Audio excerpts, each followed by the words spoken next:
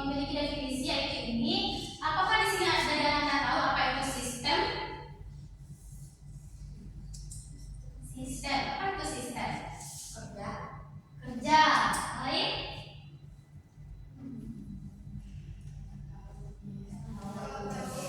Jadi sistem itu adalah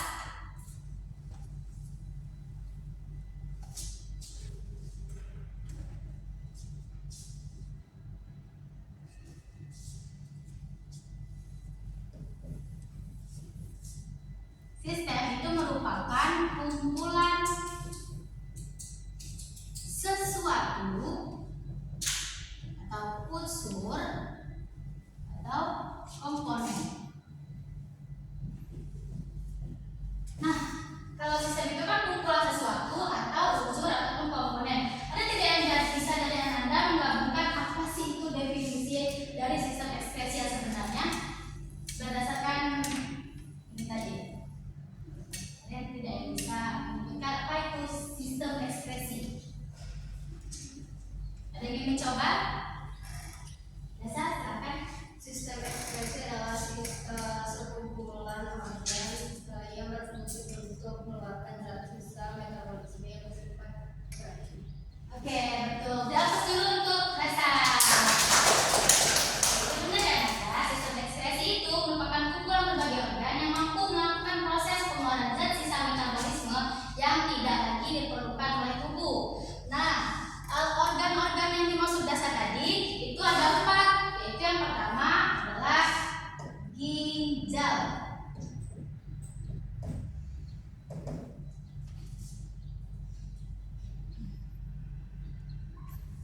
Nah, yang mana itu yang ginjal? Oke, berarti bentuk dari ginjal ini seperti kacang. Dia juga berjumlah sepasang dan ukuran ginjal ini itu sebesar telapak tangan kita ketika kita mengepalkan tangan. Nah, darah ini perlu Anda ketahui itu berfungsi untuk menyaring darah yang bercampur dengan zat sisa metabolisme, di mana dari proses itu akan menghasilkan yang namanya urin. Nah, struktur ginjal ini adalah struktur dari ginjal, yaitu ini adalah korteks, dan ini yang berbentuk yang seperti ini itu adalah medula, dan yang ini adalah pelvis ginjal, yaitu tempat tertampungnya urin. Nah, di korteks dan sebagian medula ini terdapat banyaknya nefron. Apa itu nefronis? Nefron itu merupakan unit struktural dan fungsional terkecil dari ginjal, di mana struktur dari nefron ini yaitu ada glomerulus, ada kapsula Bowman, ada tubulus contortus proximal, ada tubulus contortus distal, ada lumen Henle, dan juga ductus collectivus. Nah, proses pembentukan urin ini akan terjadi di nefron tadi. Nah, di mana melalui 3 tahapan. Tahapan yang pertama yaitu tahapan filtrasi. Apa itu filtrasi? Sesuai dengan namanya, filter. Penyaringan, itu memfilter atau menyaring. Nah, tahapan yang kedua adalah tahapan reabsorpsi, dan tahapan yang terakhir yaitu adalah tahapan augmentasi. Sekarang kita ke tahapan yang pertama. Nah, di mana pada tahapan yang pertama ini yaitu dimulai dari darah yang mengandung zat sisa metabolisme tadi itu akan masuk ke dalam glomerulus. Nah, air untuk disaring. Nah, jadi pas sudah disaring, air, alkohol, urea, dan juga garam, nah itu akan lolos dan ditampung di kapsula Bowman. Nah, setelah dari situ, nah hasil penyaringannya tadi itu disebut dengan urin primer. Nah, selanjutnya dari urin primer kita ke tahapan yang kedua.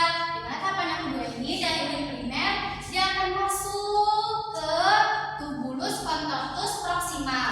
Di mana di situ dia akan melakukan yang namanya proses ini reabsorpsi. Apa itu proses reabsorpsi?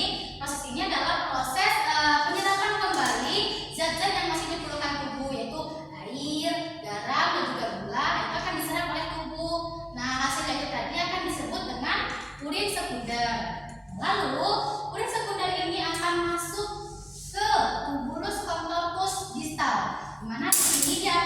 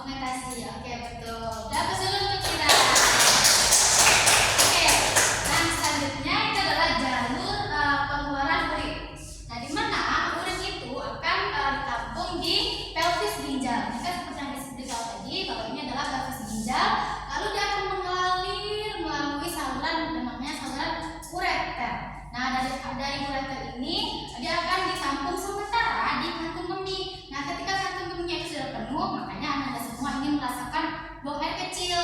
Nah, setelah dari kantung kemih ini dia akan melewati namanya uretra. Nah, dari uretra inilah kulit kita tadi keluar. Nah, selanjutnya organ yang selanjutnya adalah kulit.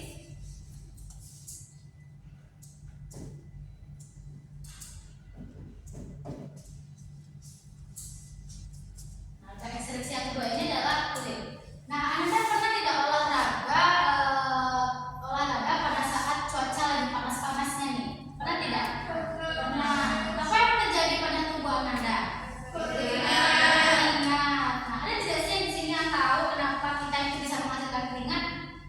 Nah, kalau tidak kita masuk ke kenapa kita bisa menghasilkan keringat. Nah, jadi tubuh kita itu terdiri dari yang namanya 3 lapisan. Nah, di mana lapisan ini yaitu terdapat lapisan yang pertama adalah lapisan kulit luar. Nah, itu disebut dengan lapisan epidermis. Dan epidermis ini terdiri dari pori-pori dan juga kulit. Nah, selain itu kulit ini juga untuk tempat keluarnya keringat. Nah, selain itu ada juga yang namanya pigmen melanin. Nah, pigmen melanin inilah yang menyebabkan perbedaan dari warna kulit. Nah, lapisan yang kedua itu adalah lapisan dermis. Di mana lapisan dermis ini terdiri dari kelenjar minyak, akar rambut, pembuluh darah, dan juga kelenjar keringat. Dari kelenjar keringat inilah dihasilkan keringat tadi. Nah, selanjutnya itu adalah lapisan hipodermis. Di mana lapisan hipodermis di sini terdapat banyak lemak. Nah, lemak ini bukan hanya sekedar lemak Anda. Lemak ini berfungsi bagi kulit Anda, yaitu untuk mempertahankan suhu tubuh. Jadi suhu tubuh Anda itu dipertahankan oleh si lemak tadi, yaitu lapisan hipodermis. Nah, selanjutnya kita ke organ ekskresi yang ketiga, yaitu hati.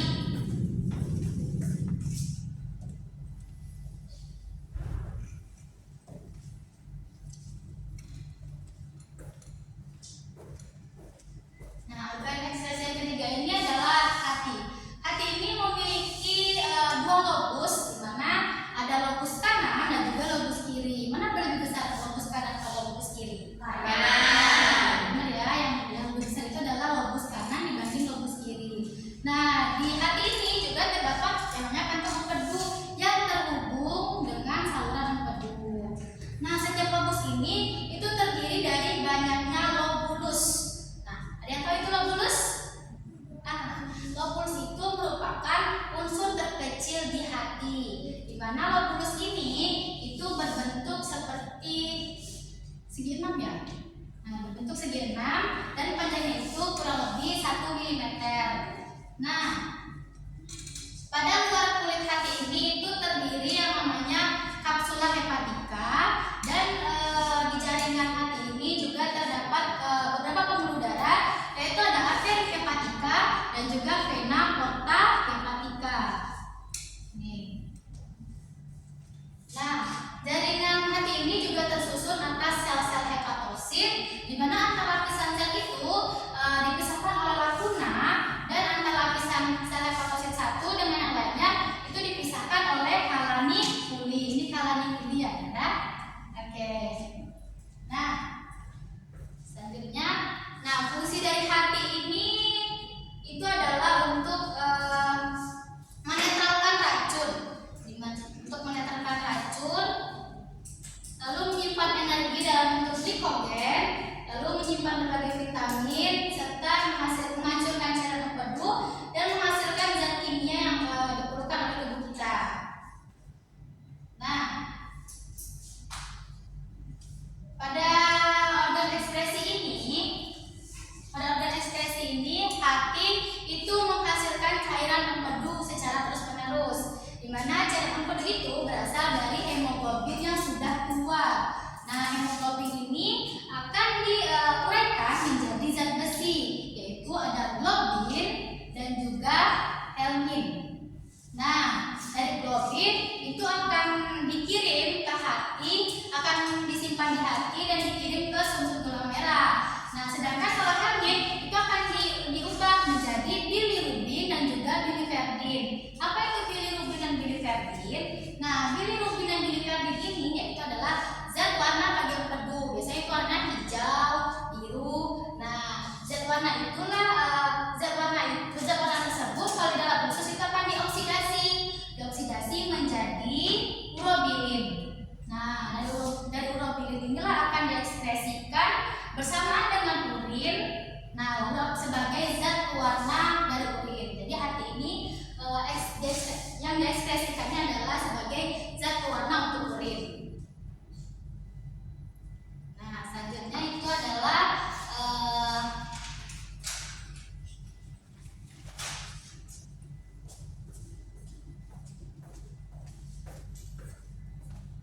organ ekspresi yang terakhir itu adalah paru-paru.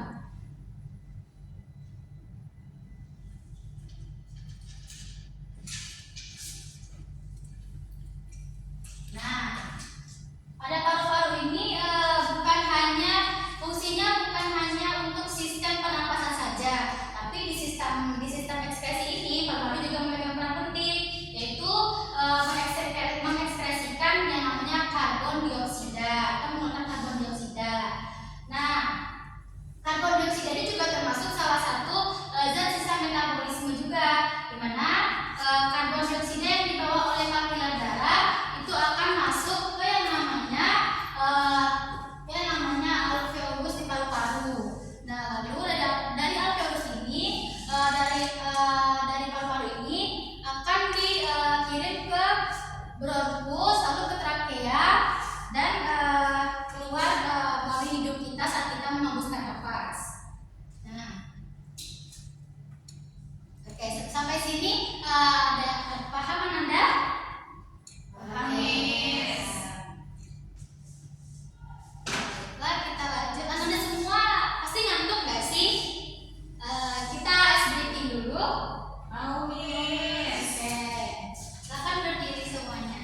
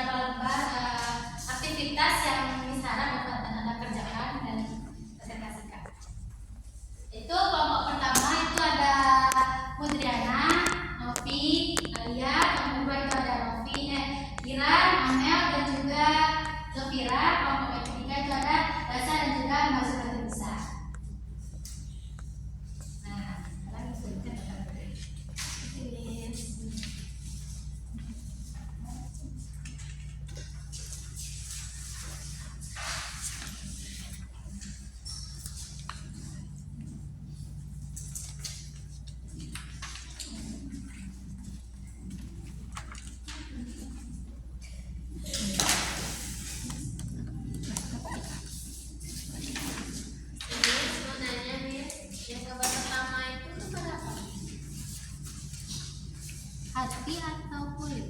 Ini hati. Oh, gambar pertama hati, berarti yang ketiga kulit.